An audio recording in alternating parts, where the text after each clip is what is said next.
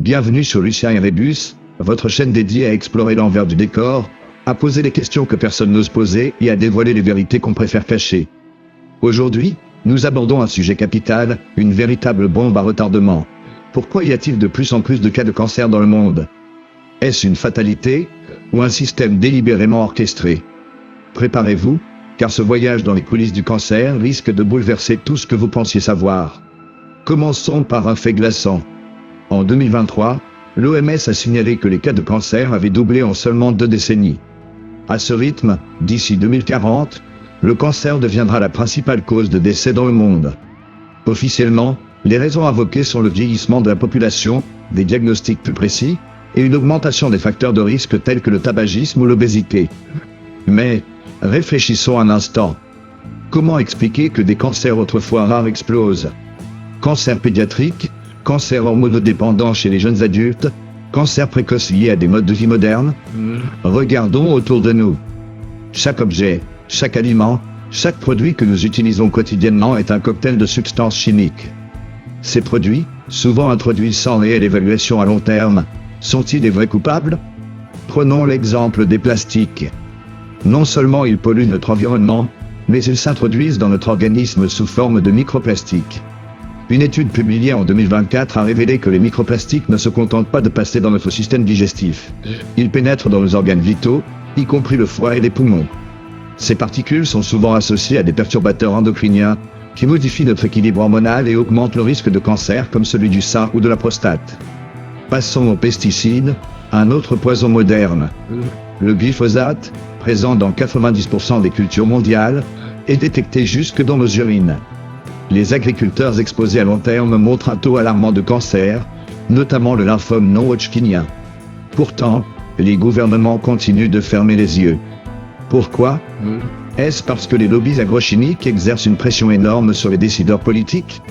Votre assiette est-elle votre ennemi? C'est une question légitime. L'OMS a classé les viandes transformées comme cancérogènes avérées, notamment à cause des nitrites. Pourtant, combien de publicités vous incitent encore à consommer du jambon ou des saucisses?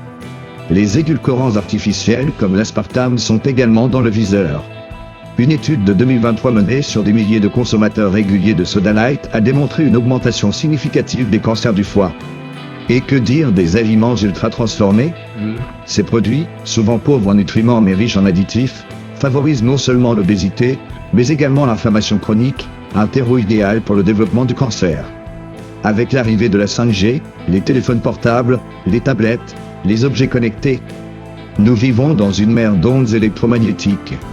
Les défenseurs de cette technologie affirment qu'il n'y a aucun risque pour la santé. Mais plusieurs études indépendantes montrent le contraire. Prenez l'exemple des rats exposés à des ondes électromagnétiques dans une étude de 2020. Le taux de tumeur cérébrale a explosé chez ces animaux. Chez les humains, les glioblastomes, un type de cancer du cerveau, sont en augmentation. Mais, curieusement, les grandes entreprises technologiques continuent de financer des études minimisant ces risques. Cela ne rappelle-t-il pas les stratégies utilisées par les industriels du tabac dans les années 60? On ne peut pas ignorer la pollution. Les particules fines, provenant des véhicules et des usines, sont responsables de millions de décès prématurés chaque année. Mais elles ne se contentent pas de causer des maladies respiratoires. Ces particules transportent également des métaux lourds et des substances chimiques qui s'accumulent dans notre organisme. Une étude européenne a montré que vivre près d'une grande route augmentait significativement le risque de cancer du poumon, même chez les non-fumeurs. Et l'eau? Elle est censée être une source de vie, mais elle devient une source de maladie.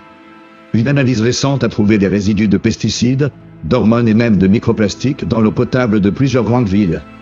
Le plus inquiétant? Les stations d'épuration ne peuvent pas filtrer ces contaminants. Résultat, nous consommons chaque jour une soupe chimique aux effets encore méconnus. Le marché du cancer est évalué à plus de 500 milliards de dollars par an. Les chimiothérapies, radiothérapies, traitements immunologiques sont des mines d'or pour les industries pharmaceutiques. Mais au lieu d'investir massivement dans la prévention, on préfère soigner les symptômes. Pourquoi? Prenons un exemple. En 2024, une nouvelle molécule prometteuse a été développée pour traiter le cancer du poumon. Le prix d'un traitement? Plus de 300 000 € par patient. Pendant ce temps, les investissements dans des alternatives saines, comme l'agriculture biologique ou les énergies propres, restent ridicules en comparaison. Regardons les chiffres. En Inde, des agriculteurs exposés aux pesticides développent des cancers de la peau et du foie à un rythme alarmant. En France, les riverains vivant près de champs pulvérisés montrent un taux de leucémie supérieur à la moyenne nationale. Et que dire des enfants vivant dans des zones industrielles? Une enquête menée à Fos-sur-Mer, en 2022, a révélé que les enfants de cette région avaient 3 fois plus de risques de développer un cancer. Alors, que faire? Lutter contre ce système nécessite avant tout d'ouvrir les yeux, de comprendre que les grandes industries ne servent pas toujours l'intérêt général, de remettre en question ce qu'on nous présente comme inévitable. Ici, sur Lucien et Rébus, nous croyons que la vérité est un droit, et le doute, une arme. Ensemble, posons les bonnes questions. Partagez cette vidéo, faites entendre votre voix. Parce que chaque pas vers la vérité est un acte de résistance. Restons éveillés, et surtout, ne laissons pas l'ombre du mensonge nous envahir.